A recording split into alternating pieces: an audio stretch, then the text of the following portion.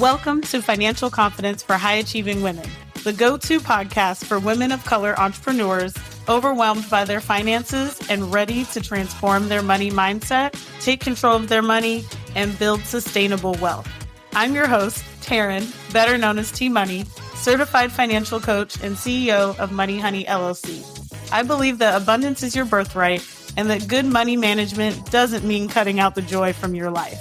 Stick around to learn how you can build intentional money habits that align with your biggest lifestyle goals. Let's get into today's episode.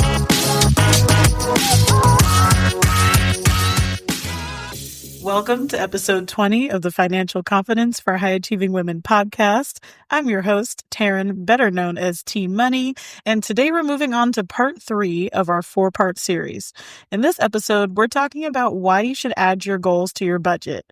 Budgeting is so much more than a list of bills, and it can be the plan to the life you're excited to live. And so I'm excited to get into this one today. But before we do, if you're ready to take control of your finances like the rich bitch you are, I invite you to book a 90-minute Organize Your Money Honey intensive with me.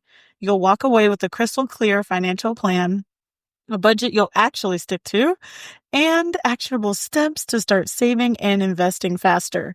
Head to the link in the show notes to book your spot. You guys, we have reached episode 20. And so I'm just going to take this moment to celebrate, do my little dance for a second before we get into this good budgeting information.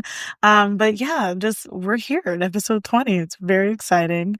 I have loved this experience of podcasting so far. I've loved connecting with all of you and hearing your takeaways and the ways that you are making improvements in not only your finances, but just how you feel about them too. It's been so exciting. So thank you again for tuning in and listening. And now let's get into the good stuff. I see so many people limit their budget to just bills and then sit around and wonder why they're not reaching their savings goals. They keep putting off the dream trip year after year after year because they feel like they don't have the money to make it happen. And many times you have the money to save for these goals, but you're spending it unconsciously. So you have that extra income that that you've already paid the bills, and now it's just about the money that's left over. And instead of intentionally saving that, it just gets spent on whatever. It's like, oh, let's just eat out tonight. And then there goes some of the money that could have been spent on, investing or saving or something to get to the goals that you want to have, right? And the things that you want to experience in life. And then we sit around, we wonder where all the money is. And it's because when we just see it's available, you just spend it. Especially if you are, someone who's not necessarily on the intense savings path. It's kind of like if you see it, then you just automatically go and, spend the money. If you see that it's available, then that's kind of how you make your decisions. And so this is where we get to kind of reframe and flip it, right? And you can start to see your budget as a tool for achievement, as something that gives you the plan and the pathway to make your lifestyle goals a reality. And the other thing that I like to talk about here too, in terms of the psychological impact around budgeting, and maybe even a reason why so many of us are like, ugh, I hate the word budget. Oh, I don't want to budget. I'm afraid of budgeting. I don't like it. All those things is because we associate it with so many negative things. We associate it with, just a list of all of our bills and people, companies, whatever that we owe money to, instead of associating it with the goals that we have, with the vacation we're saving for, with the house that we're saving money to buy soon, with the different upgrades and things that we want, within our life that we are saving for. And so when we, like choose to not show those things within our budget, it can make it such like a dreadful experience. And it does not have to be that way. And the thing that I talk to clients about all the time is how we want to start incorporating those goals into our budget. And so we want to move beyond just like your basic budget templates that just tell you what categories you need to have in terms of your expenses. And we want to get into the personalized categories. And when I'm setting up a budget with a client, whether it's in the Organize Your Money Honey session or we're working one-on-one, or even in the Boost Your Budget audit, like all of those things, we're going through and we're seeing like, okay, what does your lifestyle look like? What are the things that you want to see happen in your life, that you want to experience, the places you want to go, the different dreams that you have. And we start to add those categories to the budget so that it appears as an expense there. And now when it comes to quantifying and incorporating both of your short-term desires and your long-term aspirations, we want to see like when, like, right? So like when the timeline is that you want to have those things, that you want to see those things in your life, what you want to work on first, all of that.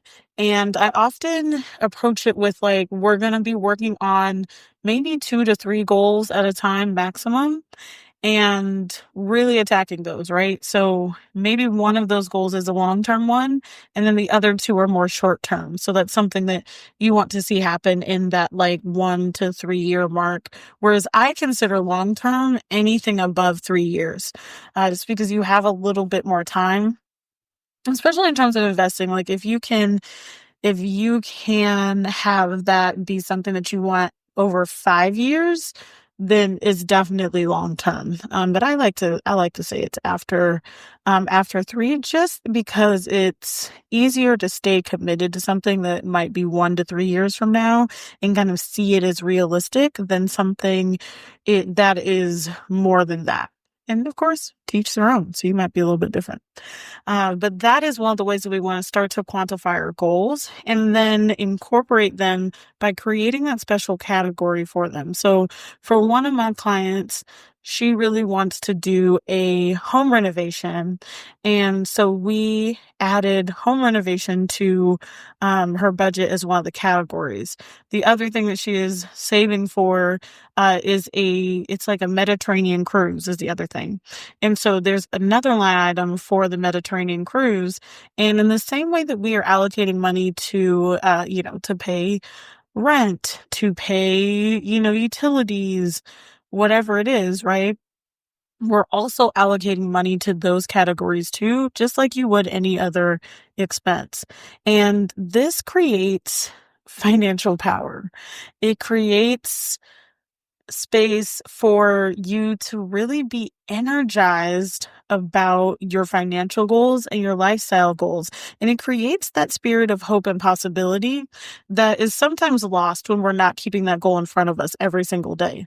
And with this, right, as you see yourself making those deposits into the account that corresponds to the goal that you have, you are keeping that goal in front of you. That makes it easier on those weeks where you're like, do I order DoorDash or do I save this money towards that goal? Since you're seeing it so often, it's easier for you to take that moment and say, you know what? I'm going to put that money towards that goal instead. I'm going to go ahead and eat what is at home. Okay. And so that is a great thing about starting to incorporate those goals with your budget is you're going to stay on track. You really will be surprised how on track you stay for your goals and how they seem to happen faster when you start to do that. And so, as I said, you can create those categories. And then in terms of tracking the progress, there's a couple different ways that you can do it. And if it's a savings account, you can start to, log in, however often you want to see that money start to stack and start to grow. And that keeps you motivated versus feeling more overwhelmed for whatever is to come. And the other thing that you can do too is, there's like these different fun trackers that you can create. I know that there's like a thermometer one that some people will draw out.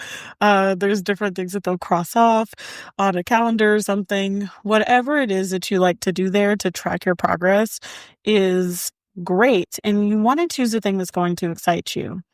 And then there's the accountability aspect of doing that, but then also the celebration milestones.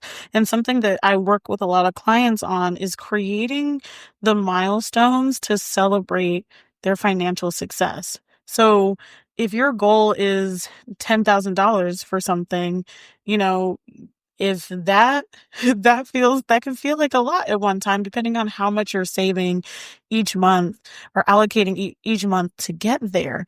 And so then that's a great opportunity for every time you reach $2,000 of that, you do something to celebrate. It could be, watching your favorite movie. It could be having a dance party. That's my favorite personally. I will throw on my song and dance it out at any given time. It could be, getting a massage, whatever it is, right? Like you want to set up your milestone to really celebrate that you've made it there, that you have stayed committed to yourself and your goals. It's so important. And so with this, you want to add your goals to your budget so that way you can stay on track and you're more likely to reach them faster, period. And it also helps you to stay motivated to stick to your system. And then additionally, it does not have to be hard, right? So we figure out which goals are short-term, which are long-term, and then how we want to allocate the money to make it a reality. And so one of the action steps that I have for you today is I want you to choose a goal that you have. It could be a financial goal. It could be a lifestyle goal. And of course, if it's a lifestyle goal, we want to try to get the numbers aligned with that. And I want you to give it a category in your budget. And not only give it a category, but also allocate an amount that you are dedicating to that each and every month to make that goal a reality. And if, of course, you want some support in doing this, then you definitely want to book the Organize Your Money Honey Intensive with me. We will go through your budget in that session. I'll also be able to help you really pinpoint what your goals are, whether short-term or long-term or a mix of both that you're working on and how to put those into your budget. So if you want support in that area, then you definitely want to book a session with me at the link in the show notes. And the next episode, the last episode of our 4-part series, is going to be budgeting for an in-person event. Yes. If you are an entrepreneur thinking like, I really want to start adding and incorporating some in-person events into what I do, then you'll definitely want to be listening to that episode because I'm going to break down some of my best tips to make that happen and to make profit too, because what? Yeah, I'll get into it then. So with that, I will catch y'all on the next episode. Thank you for tuning into this episode of the Financial Confidence for High Achieving Women podcast. I hope the insights shared in this episode have inspired you to take one small action step toward a more empowered relationship with money. If you're ready to take control of your finances like the rich bitch you are, I invite you to book a 90-minute Organize Your Money Honey Intensive with me. You'll walk away with a crystal clear financial plan, a budget you'll actually stick to, and actionable steps to start saving and investing faster. Head to the link in the show notes to book your spot. I'm so grateful to be part of your financial journey, and I can't wait to see all the incredible moves you'll make. Thank you for listening, and I'll catch you in the next episode.